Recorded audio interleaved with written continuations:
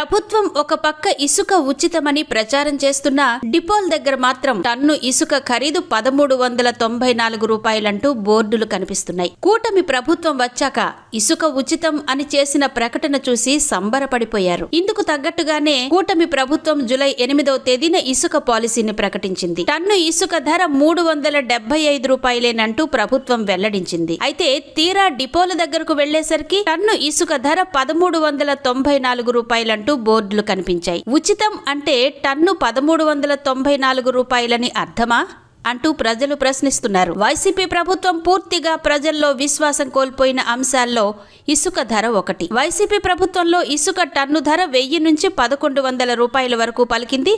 కొన్ని రోజులు బ్లాక్లో అమ్మినప్పుడు కూడా టన్ను ధర 1400 రూపాయలకు మించలేదు. కానీ ఇప్పుడు ప్రభుత్వం అధికారికంగానే టన్ను ధర 1394 రూపాయలుగా నిర్ణయించడంపై తీవ్ర విమర్శలు ఎదురవుతున్నాయి. ఇసుక కావలసిన వారి దృష్టి ఇప్పుడు ఒరిస్సా ఇసుకపై పడింది. ట్రాన్స్పోర్టుతో కలిపి చేరా టన్ను 1100 రూపాయలకే వచ్చేస్తోందట. ప్రభుత్వం మారినా ఇసుక సమస్య మరింత జటిలం కావడంతో ప్రజలు సతమతమవుతున్నారు. ఇప్పటికైనా ప్రభుత్వం ఈ వ్యవహారంపై సమీక్షించి ఇసుక ధరను సామాన్యులకు అందుబాటులో ఉంచాలని కోరుతున్నారు.